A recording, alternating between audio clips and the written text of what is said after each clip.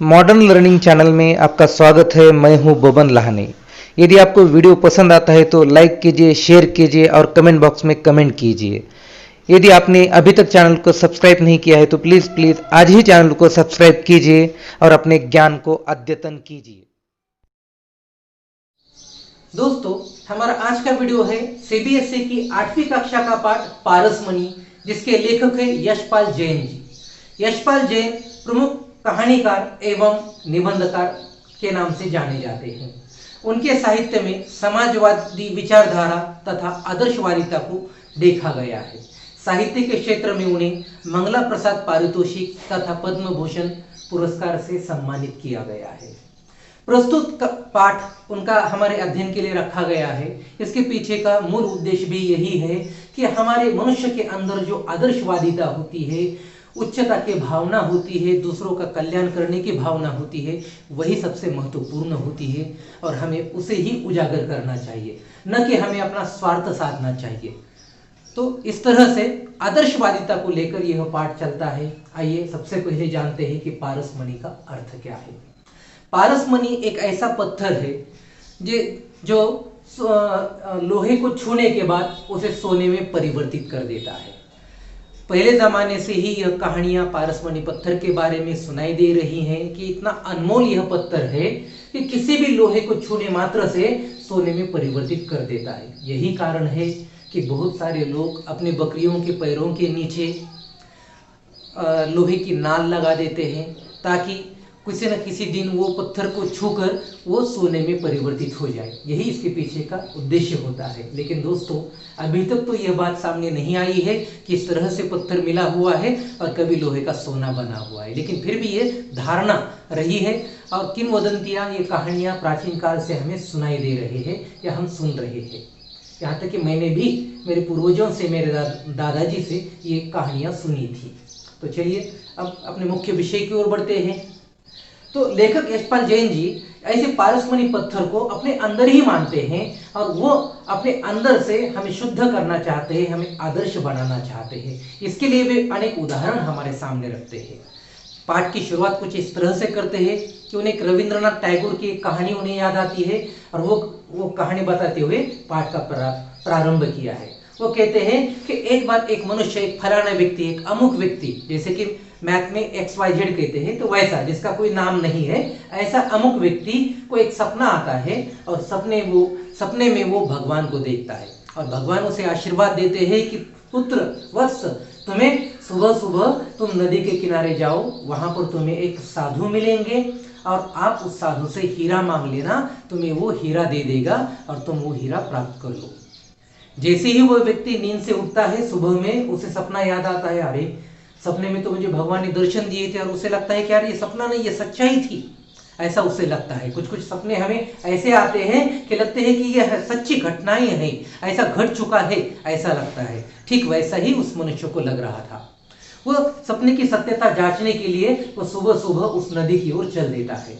जैसे ही वो नदी की ओर जाता है तो देखता है तो वहां पर भी एक साधु बैठा हुआ था तपस्या करते हुए। संयोगवश कहिए या कुछ भी कहिए, वहां पर साधु बैठा हुआ दिखाई देता है। जैसे ही वो साधु के पास जाता है, साधु से कहता है कि ऐसा ऐसा मुझे रात में सपना आया था और भगवान ने मुझे आशीर्वाद दिया कि आपसे पास जाइए और आपके पास एक हीरा है, वो हीरा उनके पास से मांग कर ले लीजिए, आपको वो हीरा दे देंगे। तो इस तरह से अपने मन की भावना व्यक्त करता है और इच्छा रखता है कि वो मुझे हीरा दे देगा।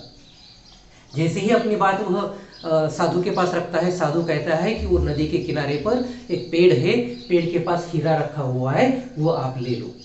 वो नदी के किनारे जाता है, पेड़ के पास जाता है, इधर उधर देखता है तो वहां पर एक बहुत बड़ा हीरा, एक अनमोल हीरा उसे मिल जाता है। वो उस हीरे को उठा लेता है। जैसे हीरे को उठा लेता है, अपने पास रखता है, तो वो सोचने लगता है कि अरे इतना कीमती हीरा, इतना अनमोल हीरा उस साधु ने ऐसे ही क्यों फेंक दिया होगा। जरूर कुछ ना कुछ बात होगी कि ये हीरे से भी ज्यादा मूल्यवान वस्तु उसके पास होगी, इससे बहुत कीमती खजाना उसके पास होगा, इसलिए उसने इस हीरे को यहाँ पर फेंक दिया है। तो हीरे का मूल्य उसके सामने कुछ भी नहीं होगा, इतनी संपत्ति, इतनी अनमोल चीजें उसके पास होगी, तो मुझे ये हीरा नहीं चाहिए, उसके पास जो चीजें हैं, जो अनमोल चीज है, वस्तु है, वो मुझे चाहिए, तो मैं उसके पास से वो ले लेता हूं। ऐसा कहकर वो हीरे को फेंक देता है। तो दोस्तों ये हो गई कहानी, लेकिन सच्चाई में देखा जाए, सच में देखा जाए तो मनुष्य का स्वभाव भी ऐसा ही बना हुआ है। जितना उसे मिला हुआ है, जितना उसके पास है, उससे वो कभी तृप्त नहीं होता है, संतुष्ट नहीं होता है, और अधिक पाने की चाह उसके मन में होती है। और जो उसके पास है उसका मोल उसे कुछ भी नहीं होता है, वो उसे छोड़ना भी चाहता है। तो ये मनुष्य का स्वभाव है। इसी सच्चाई को लेखक ने हमारे सामने रखा है इस कहानी के माध्यम से। तो मनुष्य को जो भी होता है, उसके पास जो घर होता है, गाड़ी बंगला जो भी होती है, उसकी कीमत उसके सामने कुछ भी नहीं होती। वो अधिक और अधिक पाने की चाह में जो है कभी कभी वो भी खो देता है। तो किसी एक विद्वान ने बात कही है कि सबसे गरीब वही है कि जिसके पास ज्यादा धन है, वही सबसे ज्यादा गरीब है।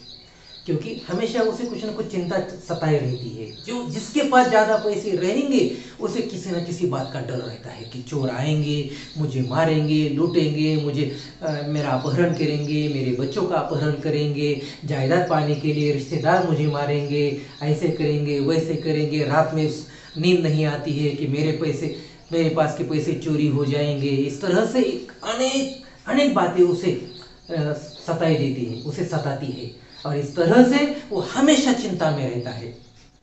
तो इस तरह से किसी महान व्यक्ति ने निश्चित सही कहा है कि जो ज्यादा अमीर होता है वो सबसे ज्यादा गरीब होता है।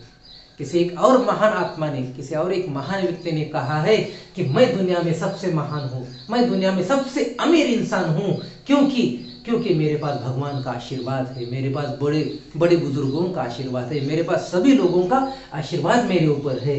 तो इसलिए मैं दुनिया में मेरे जैसा अमीर आदमी और कोई नहीं है, ऐसा कहा है। निश्चित रूप से ये सच भी है, क्योंकि पैसे का मोल उतना नहीं है कि जितना आप लोगों को कमाते हैं। जितने आपके पास लोग रहते हैं, जो लोग आप लोगों के लिए अच्छा काम करते हैं और लोग आपको आशीर्वाद देते हैं, तो निश्चित रूप से वो महान उपलब्धि आपके लिए होगी, और दुनिया में आपसे ज्यादा अमीर और दूसरा कोई व्यक्ति नहीं होगा।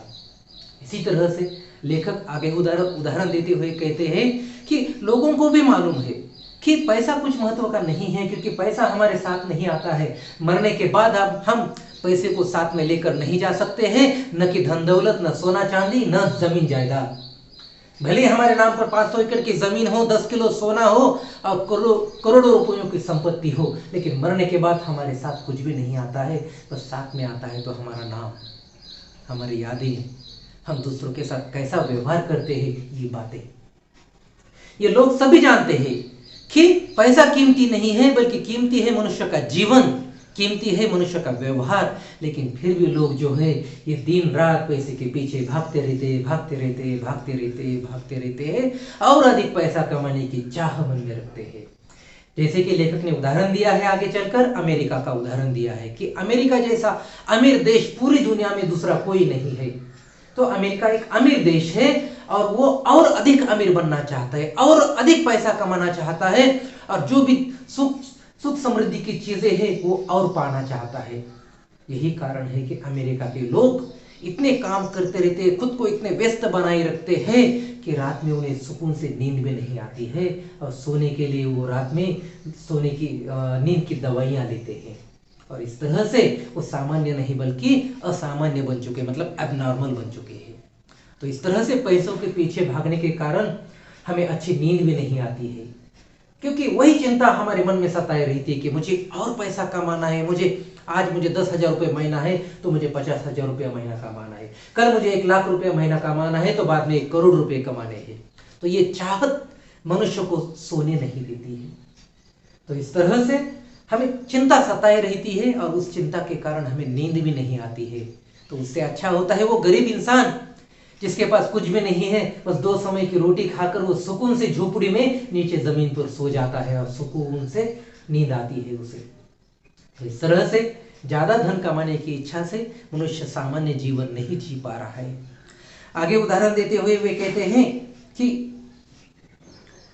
समाज में जितने भी साधु संत महात्मा महान लोग होकर गए हैं, वे कभी पैसों के पीछे भागे नहीं है। उन्होंने धन से भी ज्यादा कीमती, पैसों से भी ज्यादा कीमती जो वस्तु होती है हमेशा उसे प्राप्त करना चाहा है, और वो वस्तु होती है अपना आदर्श जीवन, अपने आदर्श विचार, लोगों के कल्याण की भावना, मंगलमय की भावना।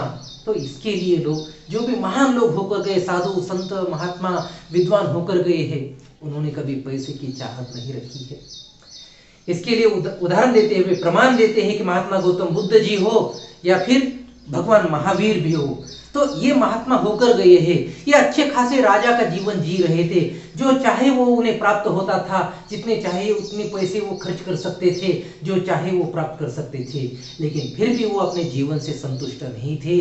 कहीं तो उन्हें कुछ बातें खल रही थी, उन्हें कुछ तो बातें सता रही थी, तो इसीलिए उन्होंने पूरे राजपाट से संन्यास ले लिया और अपना पूरा जीवन उन्होंने सत्य की खोज में, सच्चाई की खोज में बिता दिया और एक आदर्श जीवन बिताते हुए लोगों के सामने उन्होंने एक आदर्श विचारों को रखा है कि सच में जीवन में जो आपको यदि सफल बनना है तो आपको सच्चाई की राह धरनी होगी और लोगों का कल्याण करना होगा।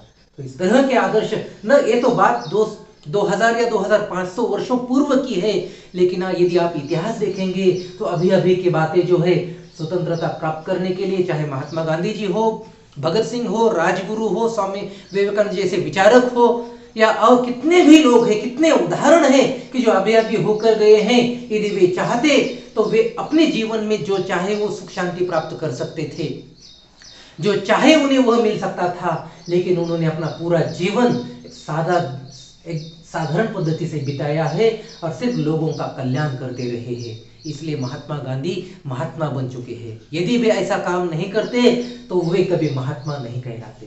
तो इस तरह से हमें लोगों के प्रति हमदर्दी की भावना, लोगों के कल्याण की भावना हमारे अंदर होनी चाहिए, न कि हमें हमेशा पैसों के पीछे, अपने स्वार्थ के पीछे भागना चाहिए। दोस्तों, शेष कहानी को हम अगले वीडियो में देखेंगे। तब तक के लिए धन्यवाद।